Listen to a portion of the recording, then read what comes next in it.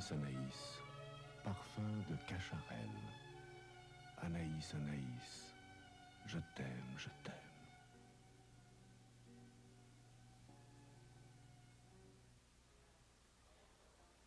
This is Royal Chinette, disposable tableware famous for its good looks and its strength. Royal Chinette is molded out of fiber, not pressed out of paper. So Royal Chinette won't droop in the heat, it won't leak or fold under pressure. In fact, Royal Chinette is 6 times stronger than ordinary.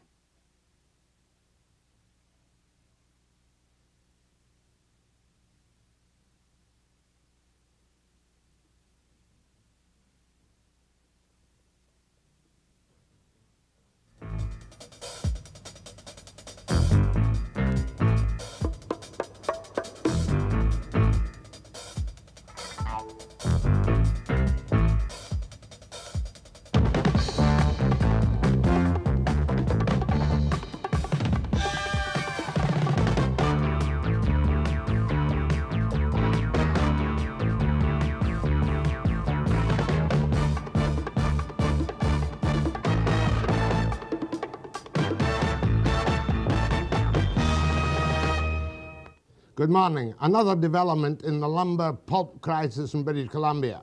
A meeting last night between the woods unions to plan, it would seem, a campaign perhaps particularly against Mac and Blow.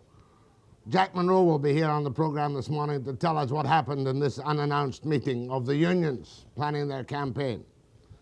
This morning, however, we're also going to meet Jacques Hebert, long-time intimate, and don't hate him for this alone, of Pierre Elliott Trudeau, who has written an excellent denunciation of the system of justice in Canada as it applied to the hanging by the neck until he was dead of Wilbur Coffin, an innocent man, because I'm sure you all remember the Coffin Affair when the American bear hunters were killed in the Gaspé Peninsula way back in July '53. But perhaps even more importantly, Jacques Hebert is one half of the Applebaum-Hebert Commission on Culture and Publishing and Broadcasting.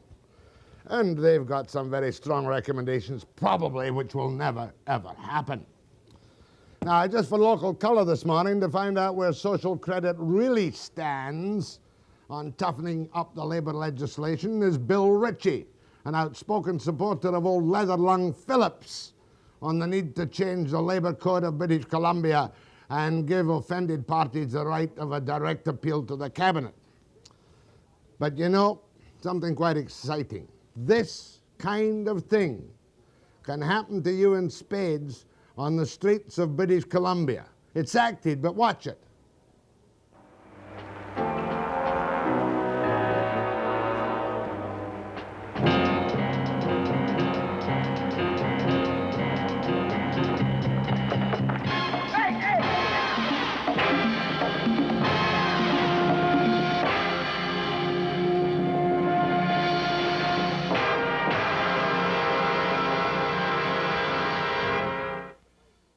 I wish, in fact, that it had been real life. Who knows, it might be. But here to talk about the new Westminster Crime Prevention Program is Chief Ken Brown and Corporal Vael.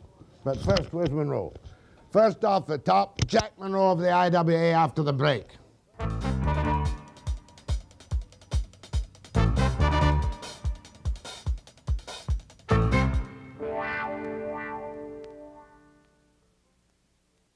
Nobody has to emphasize the recession in the woods products industries in British Columbia. But yesterday, unannounced, a number of unions took a new tack. PPWC, CPI, Longshore, OTEU, and the IWA. And if you don't know what they mean, they're all woods unions. Jack Munro was there, regional president of the IWA. What are you trying to do? It seemed to me that you have come to the belief that a number of the layoffs in the industry are not necessary and are part of some preconceived plan to squeeze you. Well, our concern, Jack, is M&B is by far the worst as far as the layoffs, the length of the layoffs, the amount of layoffs is concerned. All unions, certainly the reason we got together was to compare notes. M&B is importing products with machine shut down. Linerboard, for example, the machine is shut down in Port Alberni, but they're importing linerboard from the United States. We know that they are farming out some of their orders to other companies. They carry a big stick and laying, pun I guess not intended, but laying the wood on some of these other outfits, getting wood cheaper, meantime keeping our people out of work. Now, you're making a very serious accusation there. Have you any proof of it? First of all, let me spell out the accusations, and you can tone me down if I'm wrong. You're saying that having closed down some of their linerboard production, right, you're accusing them of importing linerboard from the United States to sell here. Yes, to use here, right, in their plants. What do you mean to use in their plants? Well, they bring in linerboard. Instead of making it here, they bring it in and use it in their packaging plants and that sort of stuff. Oh, I see what you mean. You're saying that they could be producing that linerboard here, giving jobs instead of bringing it in from the States. Right. That's one example in Port Alberni. We know that there are plywood plants around the province. We know that there are sawmill plants around the province producing and wrapping the product that they're making with M&B material, while M&B people are suffering the longest and hardest layoffs. Another real concern we got is the movement of logs around this province. The amount of logs that are being exported by ships to Japan, to China, to wherever, a lot of that is #1 peeler logs from M&B, yet our people are once again suffering a hell of a lot longer and harder layoffs. Are you suggesting, back to your new challenge to M&B, are you suggesting that they are acting as a broker, buying stuff and reselling it instead of making it themselves? It appears that way, Jack, and that's why we set up a task force. We're meeting this morning. The 5 unions, I think, are going to be there this morning again with a small task force to get the facts before we go to Knudsen and his top executives. But it appears that way. In other words, you're worried enough about it now, you're quite prepared to put public pressure on M&B now. Right. Now, you talk about the export of peeler logs. Right. High-quality logs. #1. #1 logs. Right. But I know what Calvert Knudsen will tell me when I phone him later.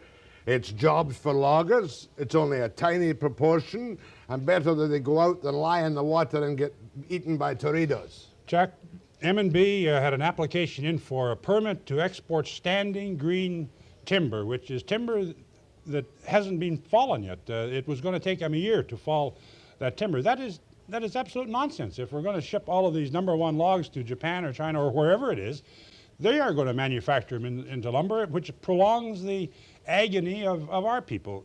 Communities like Port Alberni is on their economic knees.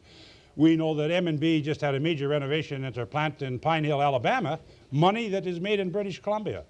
We say that they are exploiting the hell out of the people and the province of British Columbia, and somebody has to do something about it. The export of logs, however, is normally allowed in very small quantities by an export advisory, a log committee of some kind, is it not? Yes. And did not Mac and Blow, were they not refused on their plans to export logs from the Charlottes? They were refused, Jack, on the permit that they wanted for standing green timber, is what they called it. It's wood that's still standing.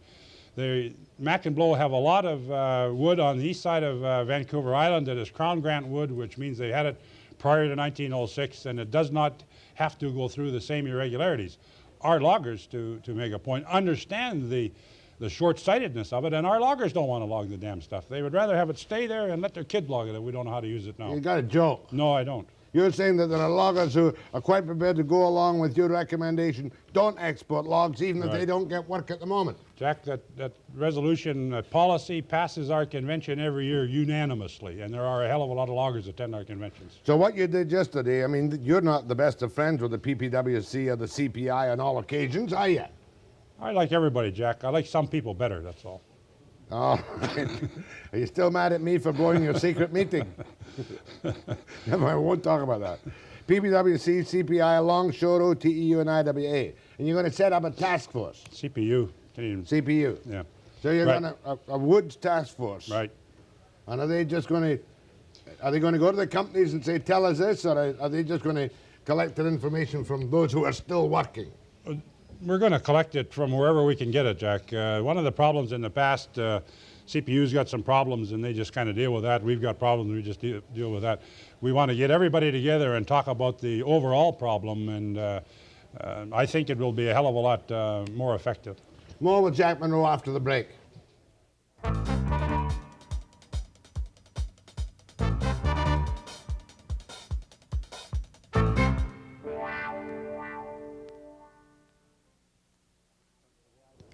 Jack Munro, the regional president of the IWA. Can you give me any good news about the lumber industry? I hear there are some flutterings of a possibility of an upturn. That's right, Jack. The 2x4s, which is certainly a measurement, have held up pretty good for the last couple of weeks. Talking to some of the companies the other day, 4x10s went up about $40 last week, and the price is holding.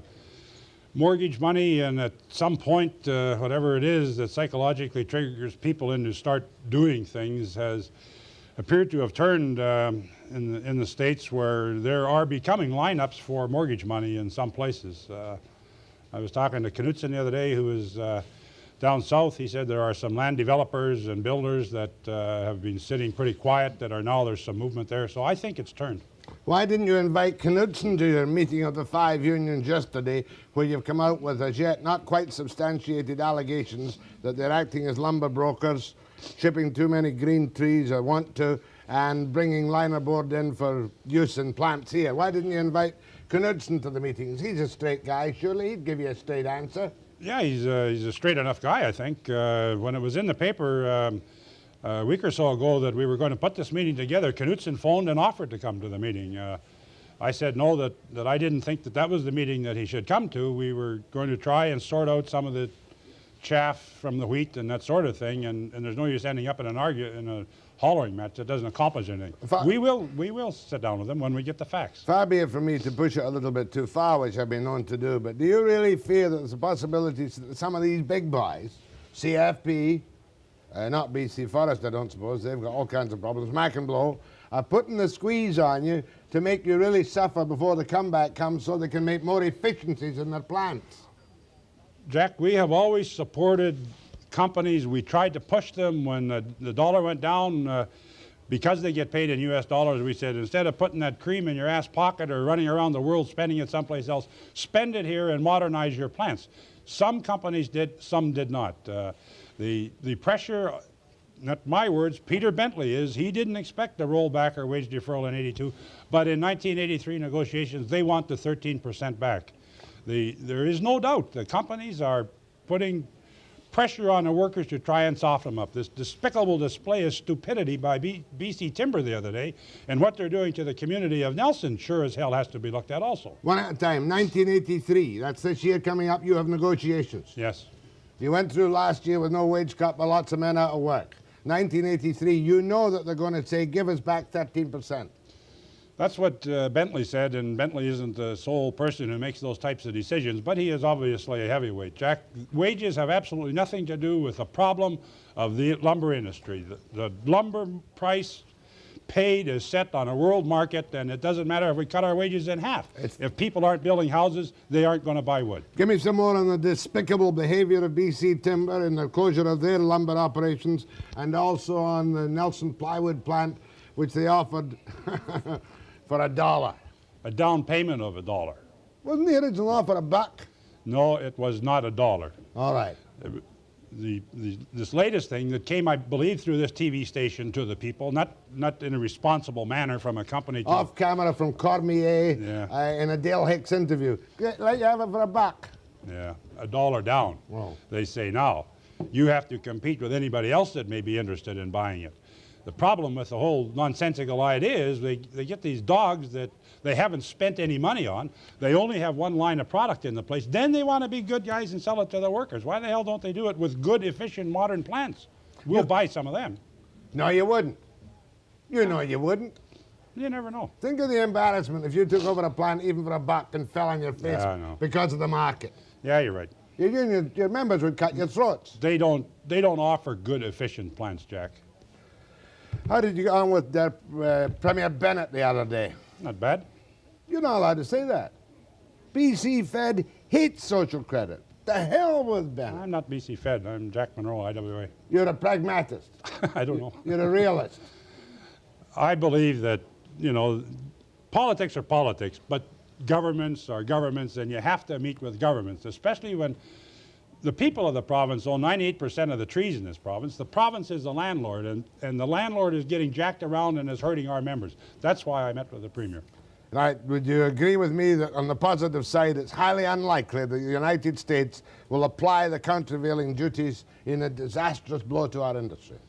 Jack, the problem with these tariffs and duties is that the people of Canada, and especially a lot of politicians, don't understand the seriousness of it. They want, the charge is, and they're asking for $123 a thousand as a tariff. $10 a thousand will shut this industry down completely. It is that serious. You're saying that if the American Softwoods Association's asking for this tariff were to even get $10 a thousand, Right. that would cut our throats? Right now, it would. And you're not prepared to take any rollbacks because you say wages are not the problem. Wages are not the problem, Jack. High interest rates, people can't afford to borrow money. People can't afford this uncertainty of mortgages, 13% this year, 18% next year. What the hell? You can't take a chance on losing your life savings. On the tariff thing, we are deeply involved in it. I've had my people in Washington. We are working in cooperation with The industry? with the industry. Kofi, we've met Clark. I'm meeting Regan this afternoon. A whole number of things. Our union is really involved in trying to put an end to that nonsense down there. Well, all I can say is the best of luck to you, Knudsen, and everybody and the people of BC. You can't say the best of luck to both of us. You got to take sides. Which side are you on? The workers? Of course I'm on the side of the workers, but there's no point in having workers if the firms are all going belly up. And don't be silly, Jack. Say good The morning. best of luck to all of you. My thanks to Jack Munro. I've got a Liberal on next. What should I tell him? He's screwing up too. Jacques Hebert, after the break.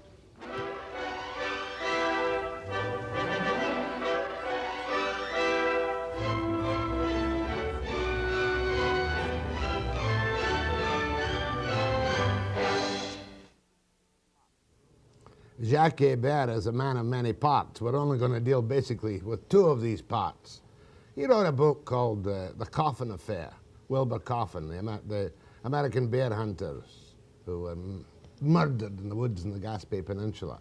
It's always been a running sore on the system of justice in Canada.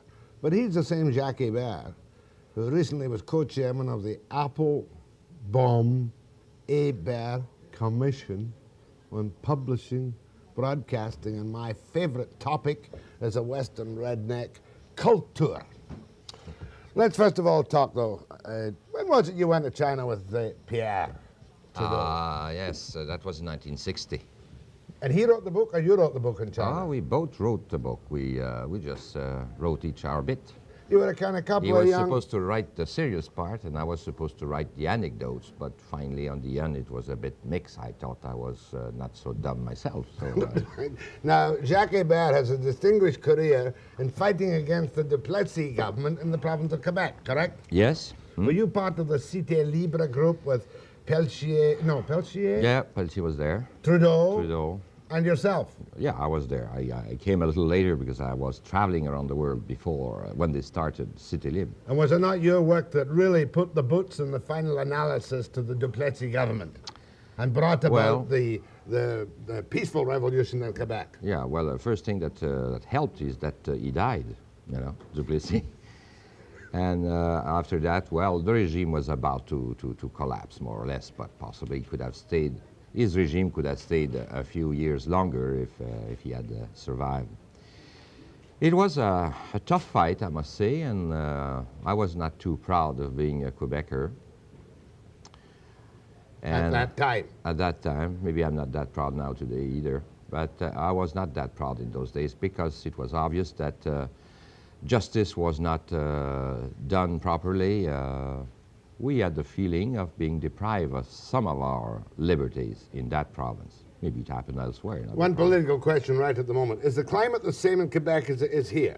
In the talk of separation and really talk of even the Charter of Rights, the Constitution, becomes suddenly unimportant because of the economic chaos in the country. Yes, it is quite true. And on top of that is that the separatist movement in Quebec had a very serious blow when they lost the referendum. Since then, they are looking at it as a dream for maybe a very long time in the future. So we can So kind of it's- put separatism on the back burner for some little time, you think? Yeah, it's like some kind of fever, you know, that you get some kind of recurrent fever. That come back, you know. It may come back for all kinds of reasons, but right now it's not at its highest point. As a result of the Coffin Affair, about which we'll now talk, are you totally against capital punishment? Yes, I am totally against capital Why punishment. did this make you against? Oh, it's not just the Coffin case itself that made me against capital punishment. I was always against for all kinds of reasons. But let's say that being involved for many years of my life with this Coffin case, doing other things, it was not a full-time job, but I did. Gave a lot of hours and days and nights to this case.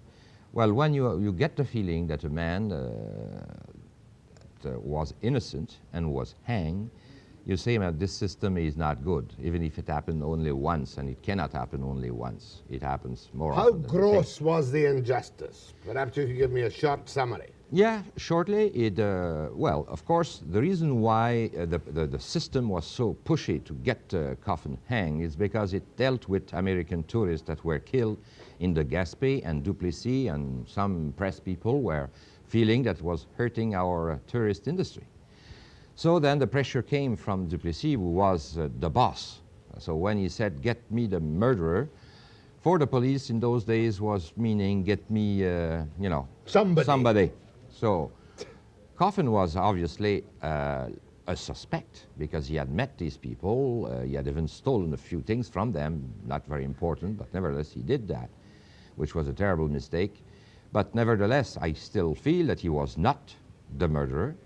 And, but the police and the Crown Attorney, who were political creatures in those days, didn't do an honest job. They didn't bring to the jury all the facts that they themselves knew, both the police and the Crown Attorney. And on top of it, the lawyer of Coffin was very bad. The first one he had was very, very bad.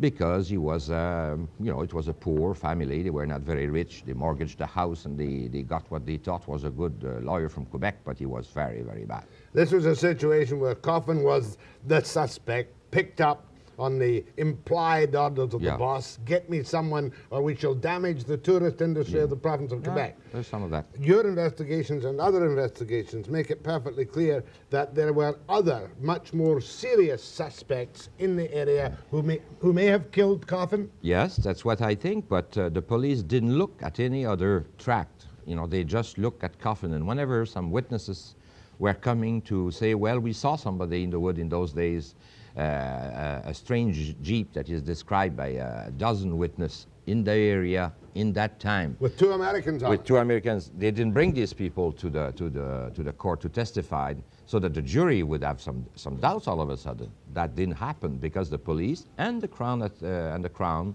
just you know, they didn't bring to the jury anything that could be helpful to Coffin. What troubles me most about the legalities of the case was that when you got it to the Supreme Court of Canada, the Coffin case, Yeah, well, he didn't get to the Supreme Court you exactly. you refused leave to appeal. Yes, he was refused leave to appeal. Well, But that you had Maloney at that time, That's too. right, The that's right. Arthur Maloney. the Arthur Maloney that came at that level. He was not at the original trial, No. but he came and helped along the way. That has been changed since then. In a way, that book, that affair at least, has done that. Many laws in Quebec and in Canada have been changed because of it. What you just mentioned could not happen today. He would have had an automatic appeal at the Supreme Court today. On the evidence. On the proceedings at the trial. Yeah, that's right. There's Yes. no doubt in your mind that he would have been found, he would have been freed or would have got Well, a new trial. He didn't have a new trial, nor an appeal, but nevertheless, the cabinet had the case on its conscience. You know, they felt bad about it until the last moment. The execution was delayed, I think, 7 times in the course of a few years. Well, at the last moment, they said they did something very strange, very unusual. They asked the Supreme Court an advice about this case. Should the Coffin get another trial? Well, out of the 7 judges of the Supreme Court, 2 of them said yes, he should have a new trial because what happened in Gaspé was a mockery of justice. Well, it troubles me to think that from a jury of simple citizens you ask unanimity, and from 7 of our top judges of the Supreme Court, 2 were in favor of a new trial, and they hang it just the same. You'd have thought with 2 of these judges of the Supreme Court of Canada, they would have at least given him the royal prerogative of, what is it, mercy. Yeah, that's right, at least not hang him. But the boss was still saying I want him swinging at the end of a rope. Yeah. One other question in the Coffin Affair. I'm always interested in murders. There was a jury composed half of French-speaking Quebecers and half of English-speaking Quebecers. Yeah, because Coffin was an English-speaking Quebecer.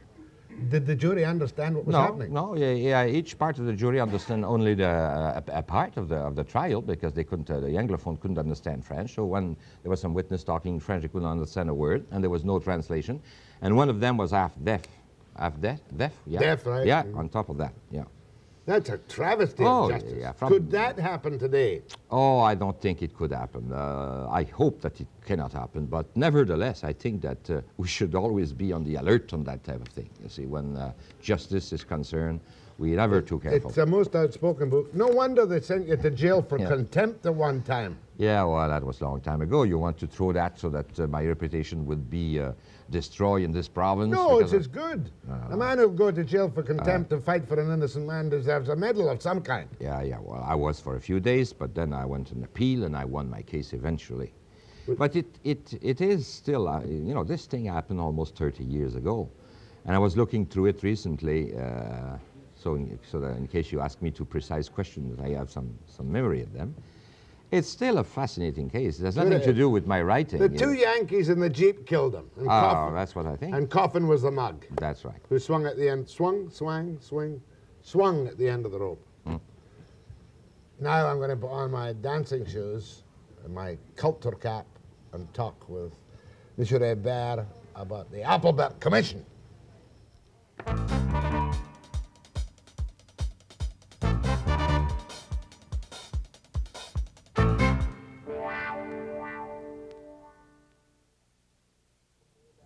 The job of the Applebaum-Hebert Commission was to look at what? Well, to look at the cultural policies of the federal government. Where are our taxes going? Is it the best possible way to use them? Could we change things? Could we redistribute this money better? And could these big fat agencies are still valuable, or should they change, and things of that nature? That was our mandate. It'll be kind of difficult to sell to any taxpayer here giving additional money to any cultural organizations when economically we're tottering very badly. Yeah, not only here, I would say across the country, people would not be ready that the government spent a lot more money on culture. But I mean, our report was not made for 1983. Hopefully it would be some guideline and a project for the next decades. Why not? All right, let's be quite specific. You obviously think that CBC is a highly inefficient and in some ways useless organization. Well, I wouldn't be that blunt, but there's some truth in that. Your recommendations are very blunt. Yes. What would you do if you had your way to the CBC, its vast feather-bedded organization, and its $600 million? I think it's too big. It's a big dinosaur, and there is no way it can be reformed by the interior, as the President, Mr. Junot, tries to convince us.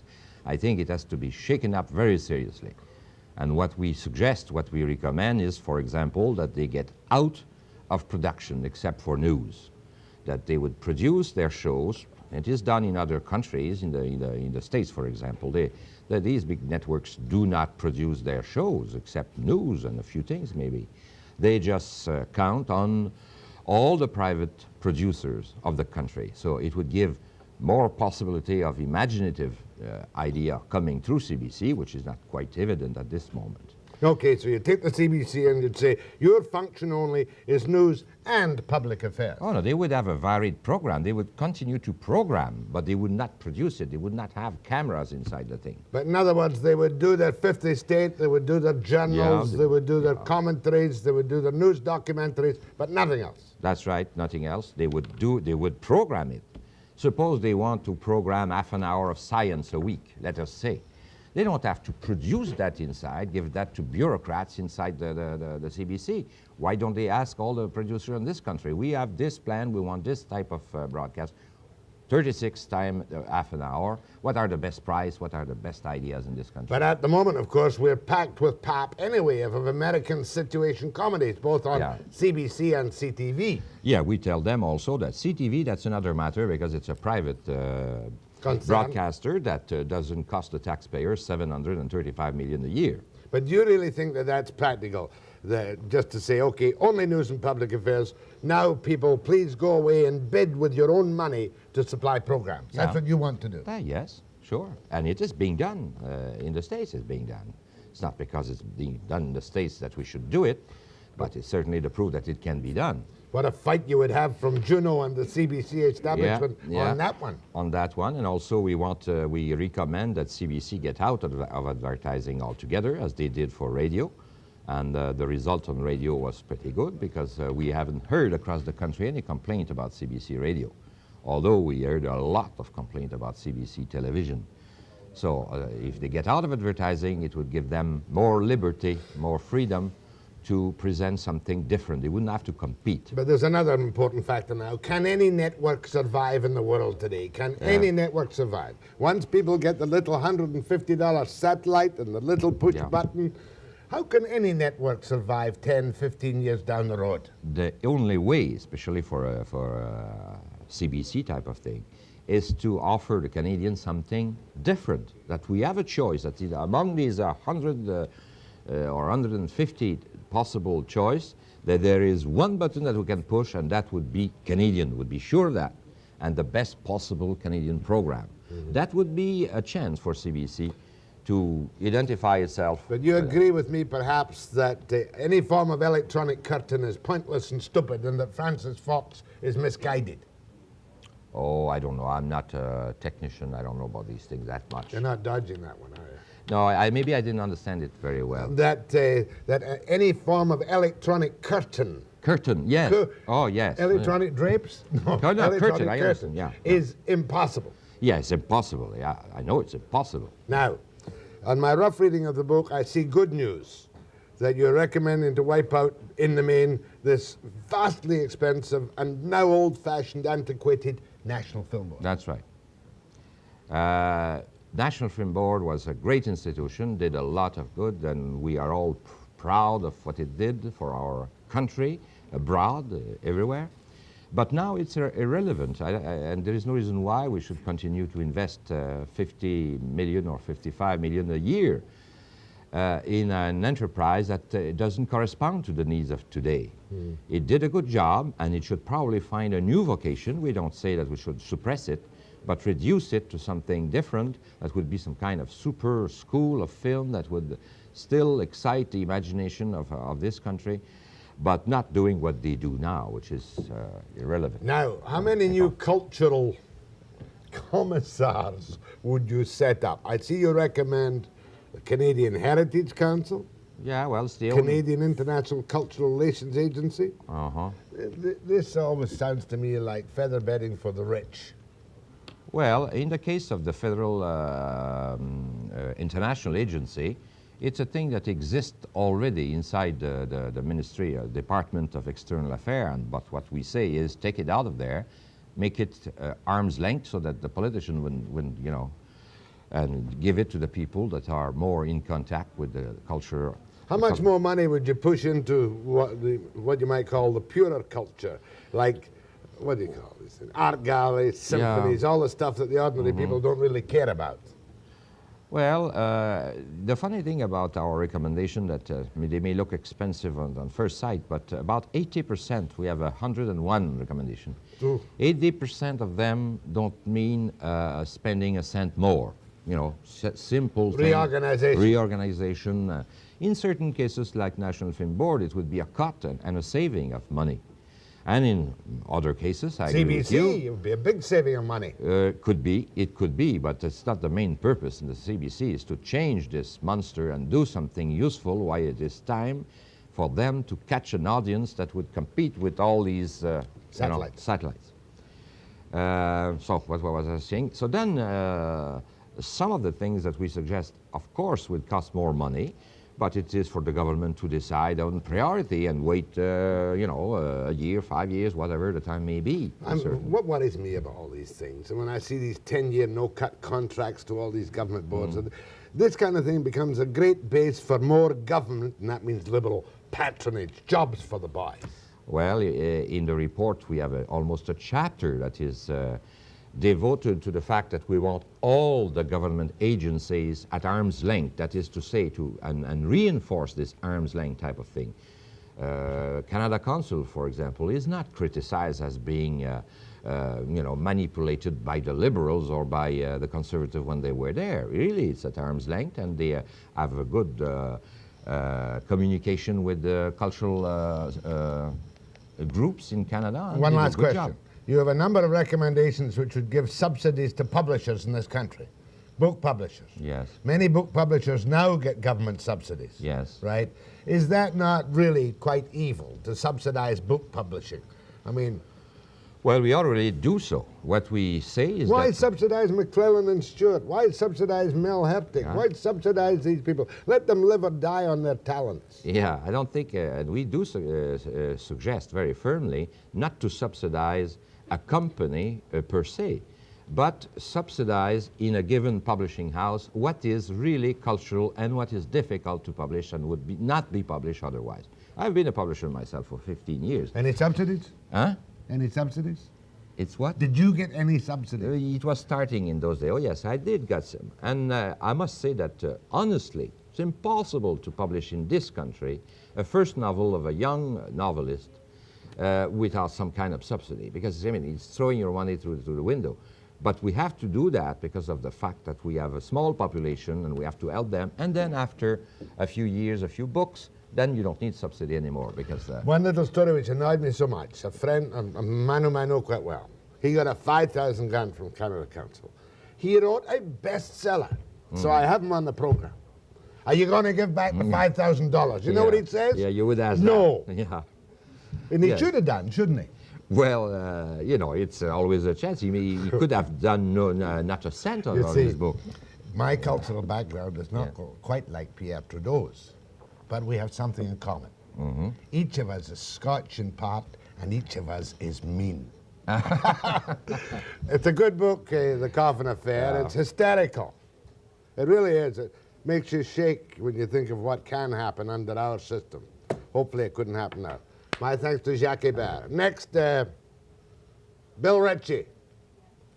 Tough guy on labor law. After the break.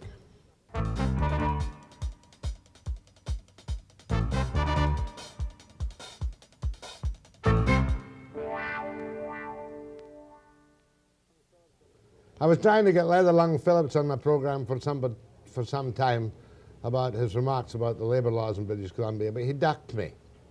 Said, what's the point of having them on? He just sits here and goes. So I asked Bill Ritchie, who's a like thinker. Is that correct?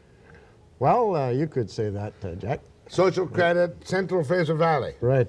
And you're a guy who would like to see labor laws, the Labor Act change in British Columbia so that offended employers could make a direct appeal to the cabinet for relief.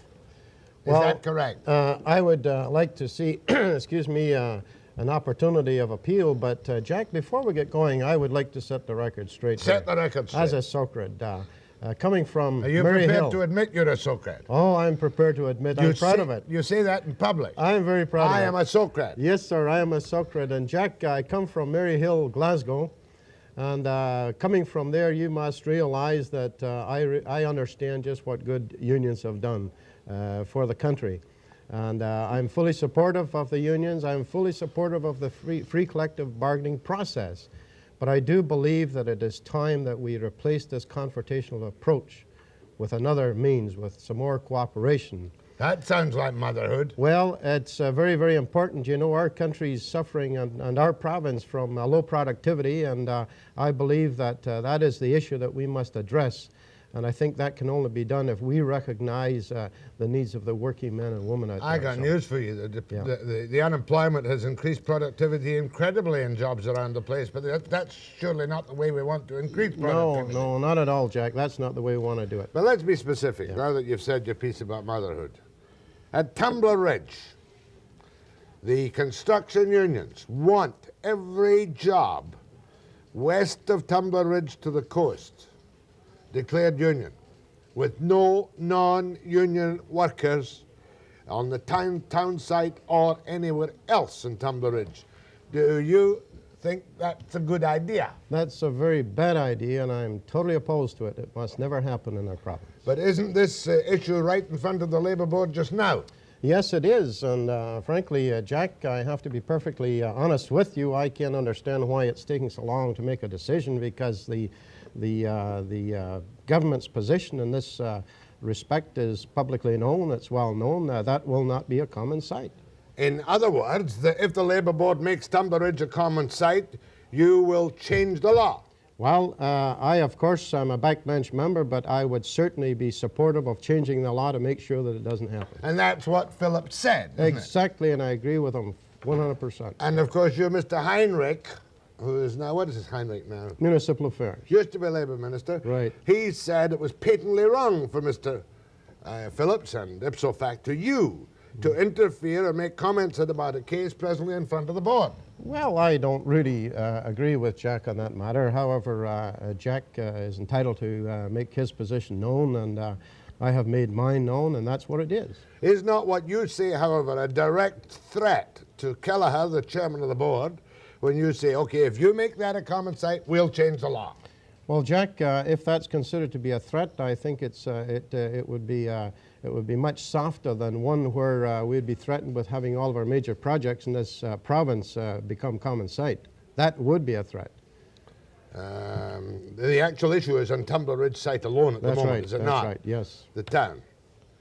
So you don't care if Kelleher thinks you're being contemptuous of his role? No, not at all. Not one way or another? Not one bit. Jack, after all, he's only a government appointment. Jack Wright's right, and everyone in this province has a right to go to work there if they are qualified and willing to do so. And the only way that we're going to see these projects going ahead as they should, at least cost, is to get competition in. And once you eliminate the non-union segment of our community, then you're doing away with that healthy competition. But you're opening a whole can of very tricky worms. The BC and Yukon Trades Council has non-affiliation clauses.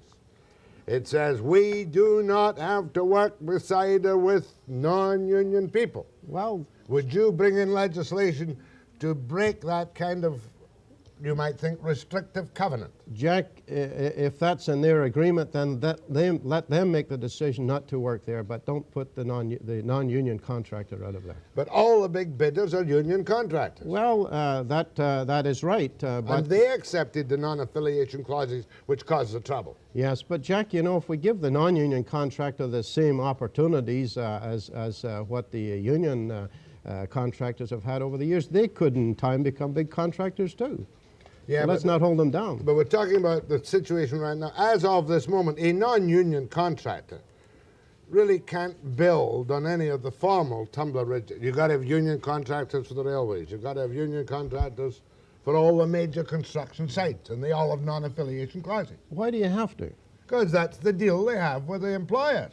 Oh, yes, but, you know, I can understand exactly what you're saying. There is a deal there, but I'm not so sure that in the long term, in this province, that has to stay the case. But what you're saying now is that for non-union work on the town site, you personally, Ritchie, will not brook interference by the Labour Board. No, sir. Fair enough. Would you pass a right-to-work law which broke up closed shops? Well, you would have to explain what you're meaning by right to work here, Jack. Right to work as it applied to Tumbler Ridge, I agree with that. But if it's right to work for instance, in a certified company, a unionized company, then no. And don't forget that as long as the labor code of this province is going to allow for fair and honest certification, then that's democracy at work. And I don't think any government should come along then with legislation that is going to superimpose on that decision.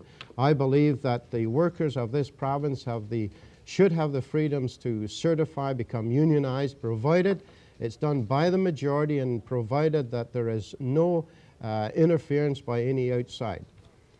Let's take some phone calls to Bill Ritchie after the break.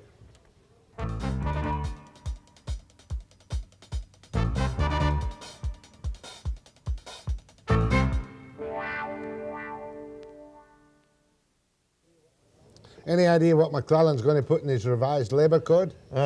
Not accurate, Jack, but of course we're advocating democracy out there. We want to see some changes. Kidding. Yes, sir. We want to see some changes in the process of certification. I think that it's absolutely terrible the way that has been handled, and I believe that what we have to do is change that so that in fact we're acting and listening to the majority of the workers on the Now, job. be specific. Yeah. I mean, what are you going to change? At the moment, what's the vote to become certified? More than 50%. That's right. Yeah. Dues paid applicants, right? Yes, yeah. But Jack, what I'm referring to here is that in my own community, for instance, we had a group that decided to form their own bargaining unit. They operated that. They were certified, by the way, by the Labour Relations Board. Company union. Yes, their own. They formed their own, about 90 employees. Right. They decided after 3 years they were operating very nicely. Then for some strange reason, the Labour Relations Board got involved there. And without a vote, without any chance for the employees to say anything, they were decertified by the Labour Relations Board. Must have been an application. There was no application for decertification, Jack. There was some sort of a complaint come in from some employee who said that group weren't properly representing them. And What was the firm? the firm was the Rempel Concrete. And are they certified now and unionized? No, they were decertified. But it was a company union. Perhaps it wasn't a legitimate union. Yes, it was. It was certified. It was certified by the Labour Relations So Board. organised labour goes along and says this is a phony union, you think? Well, that could be the case, but All right, what have you really... did you go to the Labour Board and find out? Well, there was no need. The employees decided to take this to their own lawyer, which they did, and then after, I don't know how many dollars were spent there, and after some time they decided that it really wasn't worth it, so they're carrying on at the moment without a union. But You should find out what happened. You should go to Keller and say, what kind of nonsense is this? well, I've been communicating with the company there, with the employees rather, and I'm satisfied that the situation's better left as it is at the moment. Okay. Go ahead, please. Yes, one of the things that Mr. Ritchie, in talking about the non-union people needing a chance to get in on these big projects, I'm a building tradesman, by the way, is that the non-union people don't have the pool of labor that are highly skilled and competent, backing them up for short periods of time on these kind of jobs. They just have no system of maintaining that labor pool that's needed.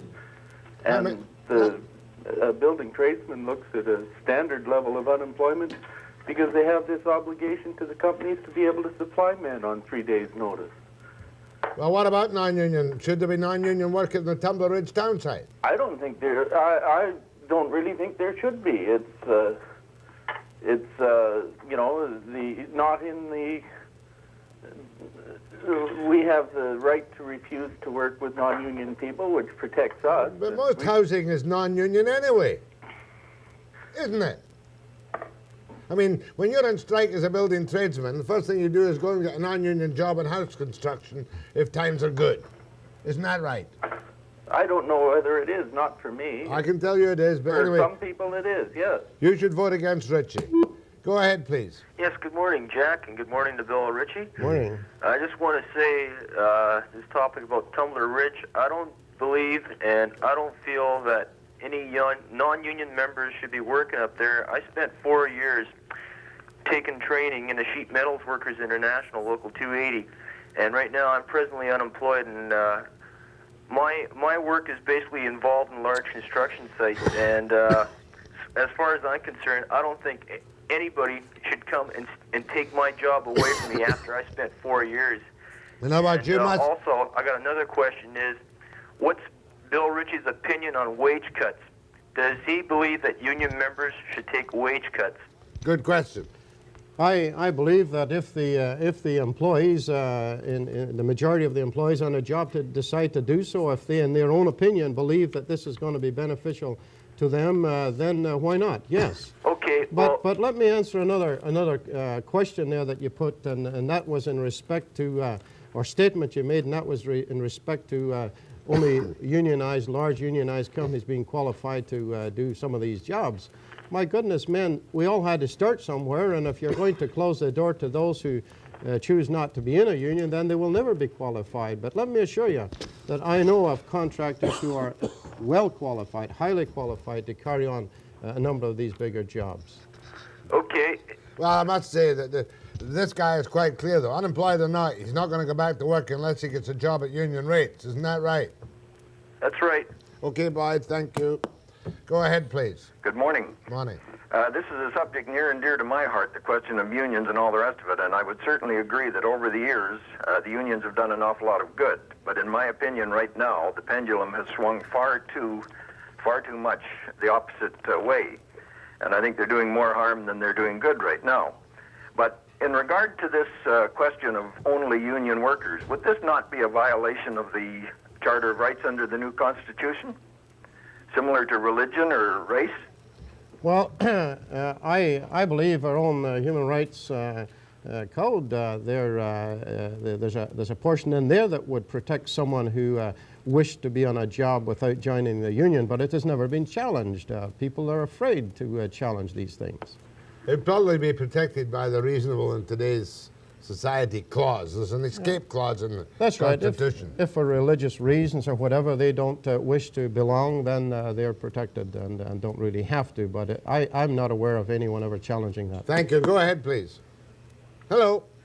Yeah, good morning. Morning, sir. Mr. Ritchie, Yes. you think that non-union and union should work together to a certain degree, is that Why, right? certainly. Yes, well, I just put in my 2 bits worth and agree with you solely because, I mean, when it comes to skilled labor, there's lots of these union guys that come out in a job that don't know the first thing about what they're doing. I've been in it for a good 25 years, and I've seen all kinds of it. Not only that, I've seen a lot of the union guys do jobs they're not supposed to be doing, which they'll do it to hold on to their job. In other words, and do other men that are sitting around in the union hall not doing nothing. So, I mean, as far as I can see, a bunch of them are a bunch of turncoats. I mean, so as far as non-union and union working together, they're doing it all the time. And a lot of them that are union are hypocrites. Good. I've got to be with you. I hate to support you in any way, shape, or form. Why not? But the fact remains is that it's totally unreasonable and intolerable in Tumbler town site to say that there should be no non-union work there. No. Because right now, you probably know this, BC Hydro are still working up there, putting in installations for what construction is going on, but BC Tel won't go near it. Yes, yeah. That's why they can't get any funds up there. Winfield, BC to Bill Ritchie. Hello. Hello. How's your 50 midgets today, Jack? Hey, is that my construction worker from Revelstoke? That's it, Jack. I asked this guy how they're going to move this big steering, and he said, we've got 50 midget Scotchmen full of haggis, so we're going to lift it up and drop it over. How are you? Not bad. Are you out to work again, or just down for a week off? No, I'm out of work for the winter. Oh, that's good. How you keeping? Oh, pretty good, pretty good. Now, I wanted to talk to this politician that you got on there, Jack. Right. He sort of rolls my ire here. Right, have at him. All right, we've got a job that's $3 million. Yes. We'll say, just off the top of the board, $1 million goes to wages. The non-union contractor comes in and he bids $2,750,000. Right. Look at the amount of money that man is making above board on profits. Does he give that back to the government, to the people of British Columbia? You know damn well he doesn't. You're of course, are assuming an awful lot here, but... we have a very good case of it right here in Kelowna. Yeah, but let's... $3.4 million was given out to a non-union company, and it was the lowest bid, and yet it wasn't that far from the top 15. Well, of course, you know, as long as the employer is paying fair wages and all other things are equal, then we should accept that low bid. That's in your interest and mine and everyone else in this province. Oh, yes. Oh, that's a very good deal. You the only betcha. thing is that the union rate is paid half. He pays half. He pays half in wages and what? He pays half, and boy, you got to fight to even get the half. All right, just a minute. What kind of job is it? What's this It's contract? a government thing, that senior citizens extended care or something. What was the bid? I forget what the hang the bid was. But he bid, and he wasn't that far from the top of the 15 bidders. But he got it. He got it. He's making the point, you see, that wages in that community would have been double if they were on the Yukon Trades Council level of wages, right? Right. Well, Jack, I think that's nonsense. Not a bad point. I think it's nonsense, really, and I cannot be specific in this particular case unless he gives us more details, and I would like to follow It's in that. the papers. I'd like to follow that through. All things being But- equal, I'd rather see it go, there's only that much difference, if there's only a small difference, surely it's better to give it to the union job. Why? Better for the workers. Well, But you're not a worker. Jack, I am a worker. Don't forget that I come out to this country with very little, and I work my way up.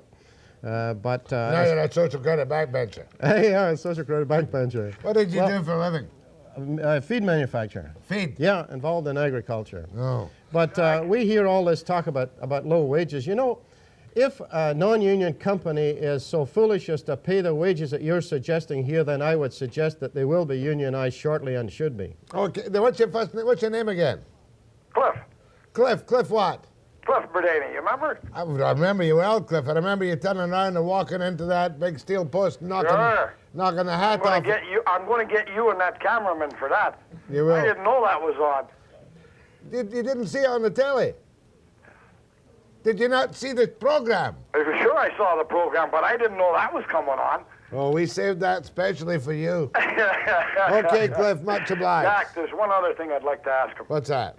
Well, he says that in these economic times that the members should take a cut in pay. Is that right? Yes. Well, how many politicians, including Trudeau, all the way down the line, how many have taken a 15 or 13% cut? All of us in British Columbia. You didn't take a 15% Oh, cut. no, we took a 10%. Didn't you get... From 11.9, it was dropped down to 1.9. And 0 next year. Okay, Bill, I'm grateful for your presence here this morning, and now I've got to do my local duty in New Westminster on a crime prevention program with Chief Brown, and I'm thankful. Don't run away yet, you'll break the microphone. After the break.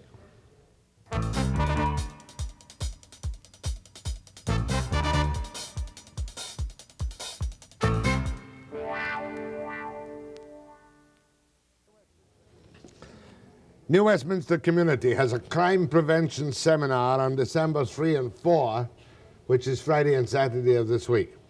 And I have two gentlemen here, Chief Constable Ken Brown of New Westminster and Corporal Rick Vael. Rick Vael. And I'm warning you, Chief, that anything you say may be taken down and used in writing and used in evidence. Okay, Jack. Is that still the normal warning?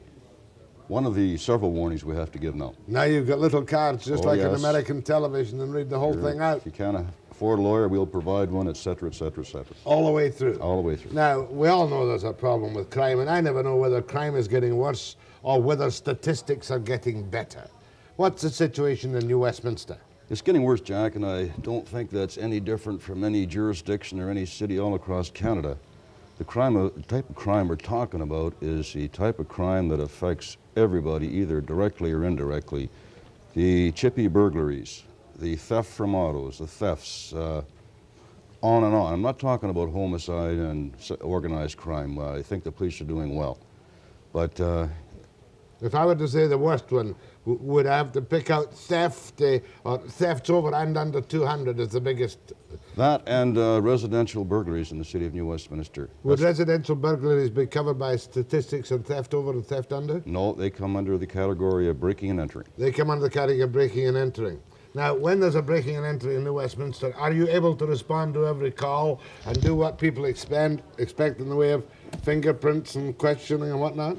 Well, Jack, we try to the best we can. Right now, we're looking at 1,000 break and enters in the city of New Westminster. That's up until the end of October. And 1,000's a pretty heavy load. That's up 37% over last year. Crimes against people, as far as assaults and this sort of thing, is actually down. Yeah, how about willful damage, the kind of vandalism thing? Is that a problem for police? That's a problem, Jack. And again, to be brutally honest, the chance of the police successfully solving any of these types of crime we're talking about are slim and none. Burglaries, if we can solve 10%, any police department solving 10% is doing very well. In other words, you've really got to have a householder who spots them in or calls you, or you've got to be on the scene to nab somebody. Exactly, and to nab somebody, we have to get the citizen involvement, and that's the reason for this seminar. What about citizen involvement? Are they willing? Are citizens involved?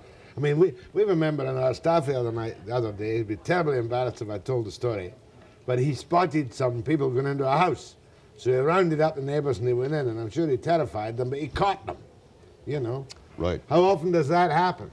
Well, in the area of residential burglaries, I think the majority of our success has been a direct result of the citizens.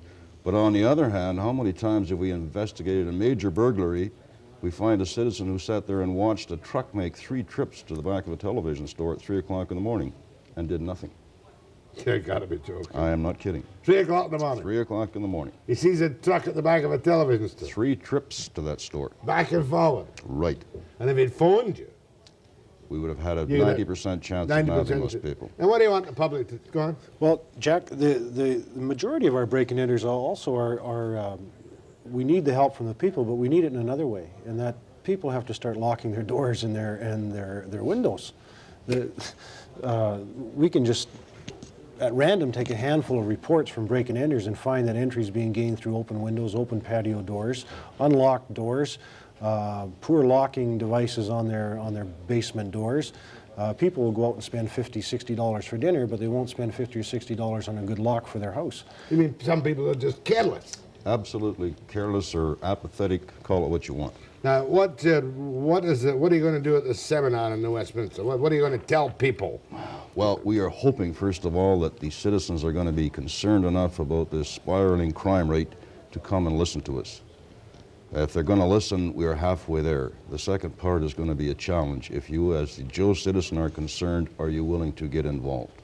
And that means 1, call the police, 2, 3, keep your eyes open, 4, or whatever, prepared to give evidence. Yes, and also try to make crime a little more difficult to commit. Well, I thought we had great programs where everybody got all their television sets secretly numbered. It was off and running several years ago, but it seemed to have lost any impetus whatsoever. Apathy again. Do you want to bring it back? Yes, we want to bring it back. It is successful. It's been proven to be successful. Jack. I look at break-and-enter reports and I see a number of items stolen from a house that aren't marked, and everything that is in the house that is marked is left. And we know this through intelligence, through undercover operations, that the people that are stealing television sets and radios, when they're taking it to the fence for dollar value, they're getting less if that article is marked than if it wasn't marked. So it's a matter of economics for the criminal too. There's 1,000 B&Es, most of it. Where do they fence it? In Westminster, or do they go to the big city? All over. All over. Obviously, there are lots of people prepared to buy bargains. I think the unfortunate part is a lot of these so-called fences are the respectable citizen. They cannot turn down a real deal on a video set, a television set. And in essence, are they any better than the actual thief by buying the stolen property? No, they're criminals. They're criminals.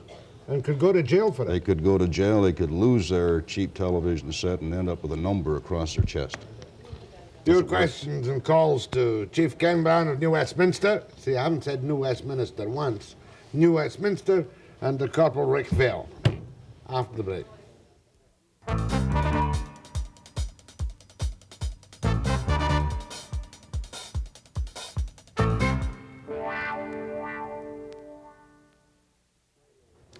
Let's look at the little old lady again. I think this is delightful. It's actually a 20-minute film, but we just used a little clip. Great stuff.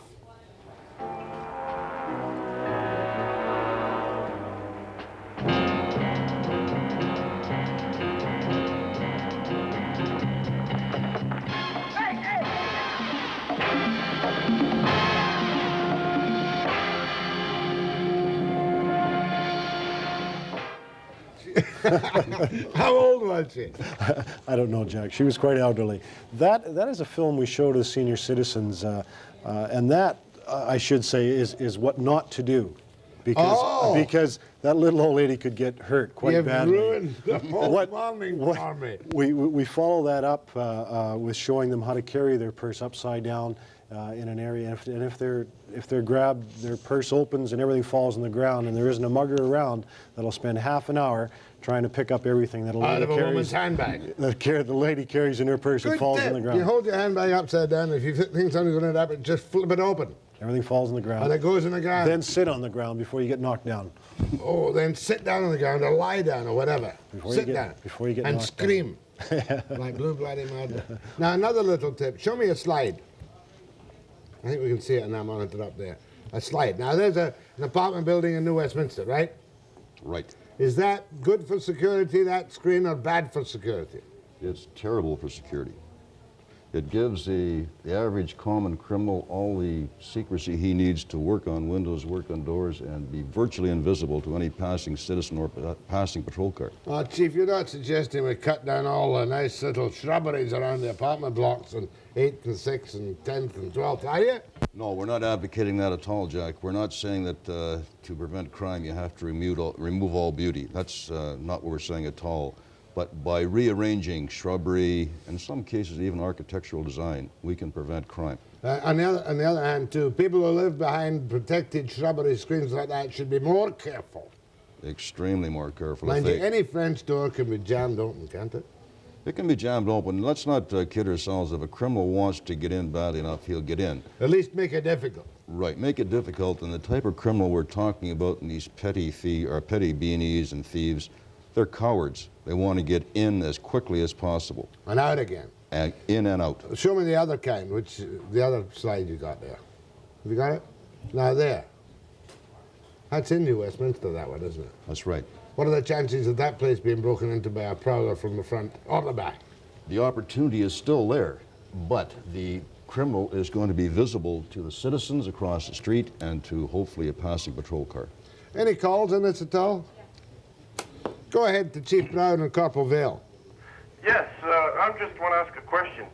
If I happen to be coming home and I seen a burglar in the house, but he didn't see me, and I happen to hit him over the head with a club, or I happen to have guns at home because I hunt, or I happen to shoot him, or I happen to do something to him, I'm the one who goes to jail.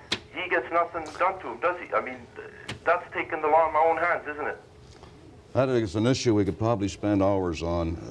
Within the Criminal Code of Canada, any citizen, the same as a policeman, has the right to use force to execute an arrest, providing that force is not excessive. In other words, reasonable force.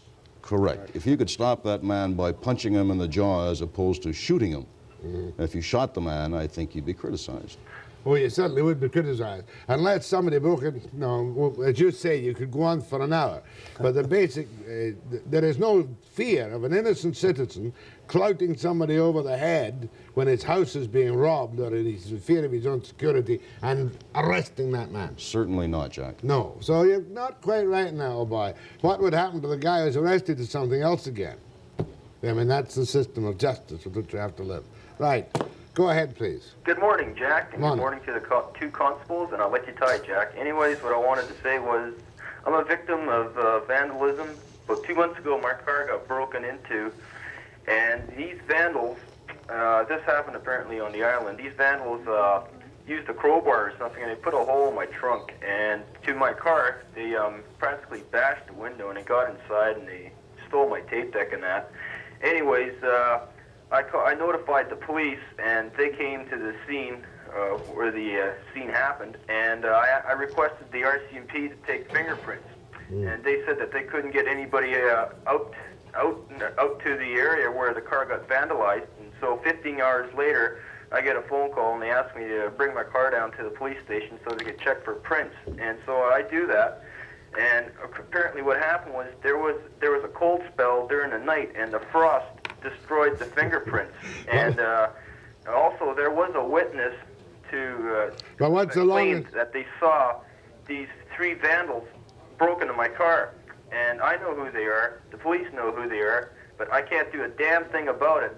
And I just want to ask the two constables is, if I catch somebody red-handed in breaking into my car or to my friend's car, and let's say that I have a tire arm in my hand, and these vandals come and attack me, and I go and swing and hit the person in the head, and I kill the guy, what's going to happen to me? We gave you the answer to that question a minute ago. I think just to summarize it, Chief, a citizen is entitled to use such reasonable force as is necessary to protect his life or his property when they're being burgled or attacked. Quite correct, Jack. Reasonable force is reasonable force. So the three of them, and you swing a tire at them and hit one of them, and you're telling the truth, I don't think you'd be in any trouble. This is what crime prevention is all about, Jack. What this Will you answer these questions tonight? Certainly. On the weekend, we will. What this person was talking about is the police investigating an offense after it's happened. What we're trying to say is that there's an awful lot of areas where the opportunity for crime can be reduced by, for example, a tape deck being removed from the car and not left in the car overnight so it can be broken into. Do people have to pay for this seminar? No, it's absolutely free, Jack. 7 p.m. tonight. It opens. Oh, it's tomorrow night. Oh, what day is this? This is Thursday. Friday at 7 p.m. in the Recreation Centre in New Westminster at 65 East 6. And then all day Saturday too. Correct. And people are welcome to all or any sessions dealing with all these particular problems. Absolutely right. We just want them to come. Come, yeah. Go ahead, please. Yes, I have a couple of questions. I've always wondered where the money goes that, for example, on an impaired charge. Who gets that particular money? And that goes to the Crown if there's anything like that. Well, I'm just wondering, what do they mean when they get tough? Let's say, for example, with drunk drivers. The laws haven't changed. The laws remain the same. Now, do they do this? Do they do this to beef up their stats? For example, they're doing well in one area when, for example, they're not getting only 10% of the burglaries, or the laws have not changed. They've always been. I'm not cutting you off. You've got a good point. We haven't time to talk about it. I've been talking to Chief Ken Brown of New Westminster and Corporal Rick Vael, and the public is invited to the seminar. They are encouraged. At the weekend, starting Friday and all day Saturday, all in the New Westminster Rec Centre. Best of luck. We all need it after the break.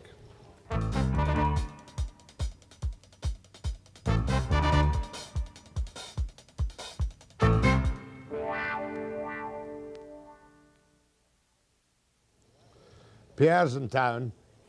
You got it? Or have you missed it? It's right there. You got it? Yep. Here.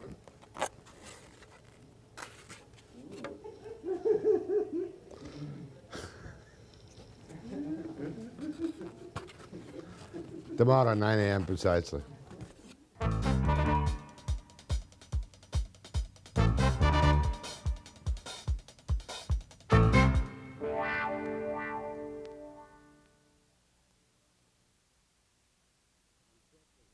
Munro of the IWA on check with Webster at midnight.